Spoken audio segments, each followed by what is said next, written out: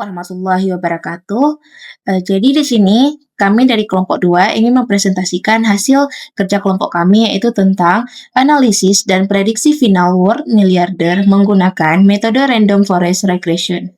Jadi di sini anggota kelompoknya itu ada saya sendiri, Abida Delia, ada Khairunisa, Dimas Kastari, dan Kevin Putrajarian. Di sini, dataset yang kami gunakan adalah Billionaires Statistic Dataset, yaitu kumpulan yang berisi sekitar 2.600 baris dan 30 kolom informasi mengenai miliarder dunia. Data ini mencangkup negara, usia, industri, sumber kekayaan, status self-made, dan nilai kekayaan bersih final world. Dataset ini relevan karena menyediakan gambaran profil kekayaan global dan memungkinkan analisis mengenai faktor-faktor yang mempengaruhi besarnya kekayaan para miliarder. Dengan konteks ekonomi global yang dipengaruhi oleh keberadaan individu-individu berpengaruh ini, analisis data menjadi penting yang memahami pola kekayaan dan memprediksi final world. Jadi rumusan masalah di sini itu yang pertama, faktor apa saja yang berpengaruh terhadap final world para miliarder, bagaimana sih pola distribusi serta hubungan antar fitur dalam dataset, seberapa baik model random forest regression dapat memprediksi nilai kekayaan miliarder. Tujuan analisis ini untuk membersihkan dan mempersiapkan dataset, memahami karakteristik data melalui EDA, menyajikan visualisasi pola kekayaan, serta membangun model prediktif menggunakan random forest regression. Selain itu, analisis dilakukan untuk mengevaluasi performa model dan mengidentifikasi faktor-faktor yang berpengaruh terhadap final world. Selanjutnya akan dilanjutkan oleh kawan saya. Oke, selanjutnya saya akan menjelaskan bagian data preprocessing, di mana di sini menjelaskan langkah-langkah yang harus dilakukan sebelum data digunakan untuk dibentuknya modeling. Yang pertama adalah penghapusan duplikasi dan pembersihan data, yang mana pada awalnya data akan diperiksa apakah ada duplikasi baris atau tidak.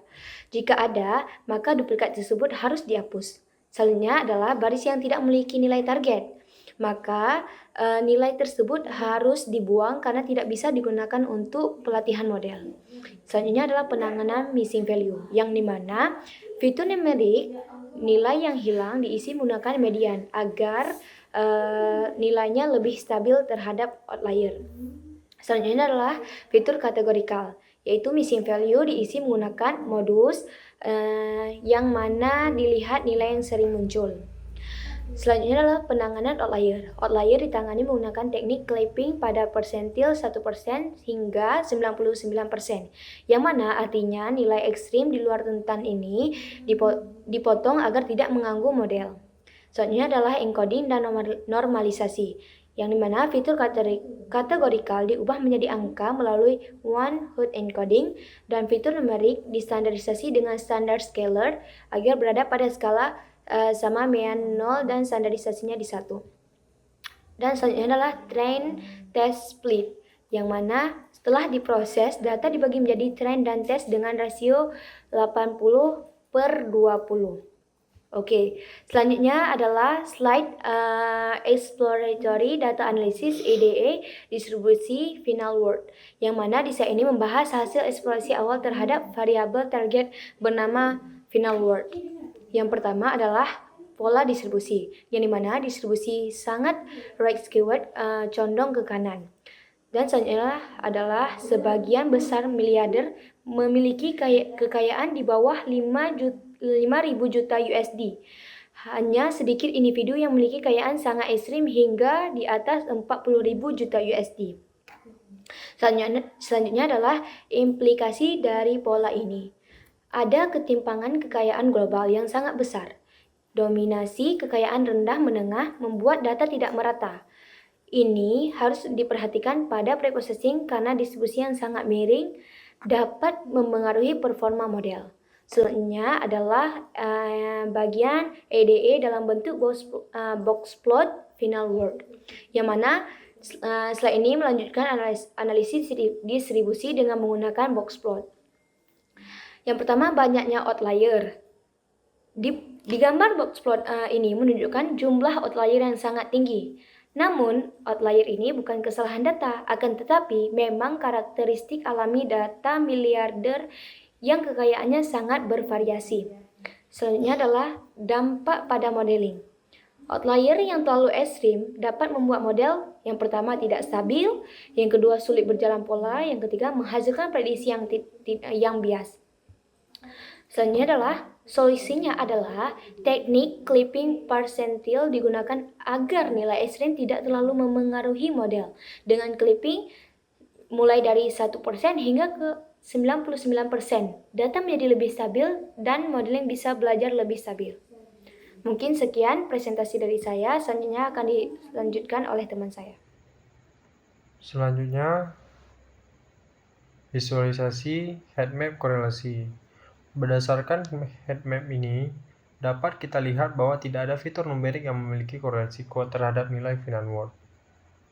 Sebagian besar variabel negara seperti populasi GDP hingga take rate hanya menunjukkan korelasi rendah hingga moderat. Korelasi yang tinggi justru hanya muncul antar fitur bawaan yang memang saling berkaitan secara alami, seperti birth year dan age. Temuan ini menunjukkan bahwa hubungan antar fitur dengan final word tidak linear.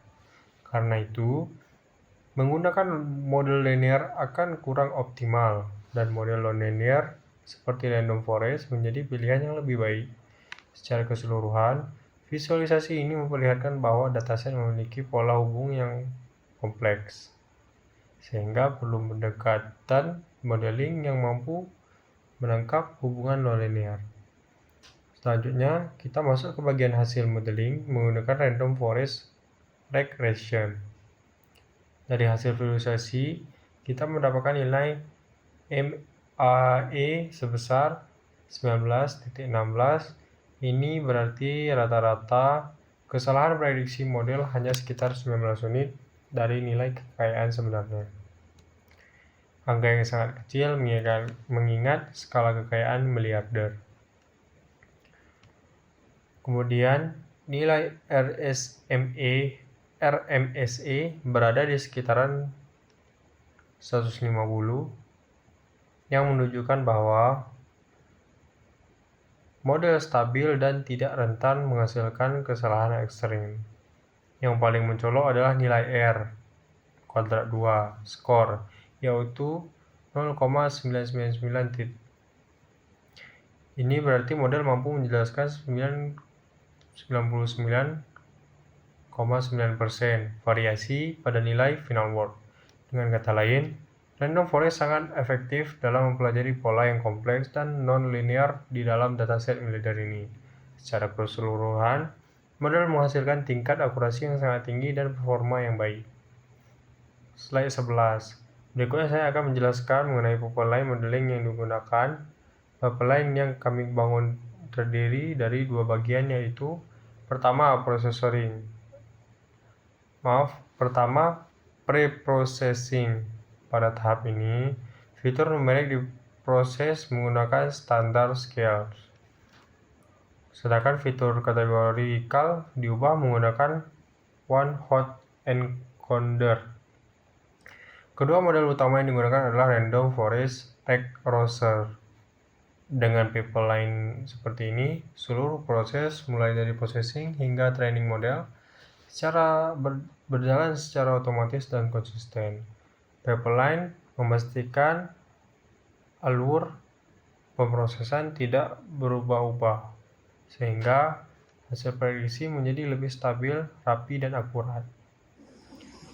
Baik, pada slide temuan utama ini, itu analisis menunjukkan bahwa distribusi kekayaan para miliarder sangat tidak merata, di mana sebagian besar individu berada pada kelompok kekayaan rendah hingga menengah, sementara hanya sedikit yang berada pada level ekstrim. PDA juga mengungkapkan bahwa faktor demografis seperti usia dan jenis kelamin memiliki pengaruh kecil terhadap final word. Sebaliknya, faktor ekonomi seperti industri, negara asal, serta sumber kekayaan memiliki peranan lebih besar dalam membentuk nilai kekayaan. Model random forest mampu menangkap interaksi kompleks antar variabel ini yang tidak terlihat melalui analisis korelasi sederhana. Kemudian, pada slide rekomendasi untuk meningkatkan performa model, dilakukan pengembangan lebih lanjut seperti melakukan hyperparameter tuning pada random forest. Misalnya, mengatur jumlah estimator, kedalaman pohon, dan sampel minuman. Penelitian lanjutan juga dapat menambahkan variabel ekonomi eksternal seperti GDP per kapita, tingkat inflasi atau indeks pembangunan negara. Selain itu, penting untuk membandingkan performa model dengan algoritma lain seperti XGBoost, gradient boosting, atau elastic net regression. Metode interpretasi seperti SAP juga dapat digunakan untuk memahami kontribusi masing-masing fitur terhadap prediksi model secara lebih mendalam. Nah, kesimpulannya, penelitian ini berhasil memberikan gambaran komprehensif mengenai faktor-faktor yang memengaruhi final work para newsreader, proses preprocessing, EDA, visualisasi, serta modeling yang dilakukan menunjukkan bahwa distribusi kekayaan sangat timpang dan hubungan antar variabel bersifat kompleks. Model random forest menunjukkan performa prediktif yang baik dan mampu mengolah hubungan non-linear dengan efektif. Secara keseluruhan, analisis ini memberikan dasar yang kuat untuk penelitian lanjutan dalam bidang ekonomi, data science, dan prediksi kekayaan. Oke, cukup sekian presentasi dari kelompok kami. Lebih dan kurang kami mohon maaf. Assalamualaikum warahmatullahi wabarakatuh.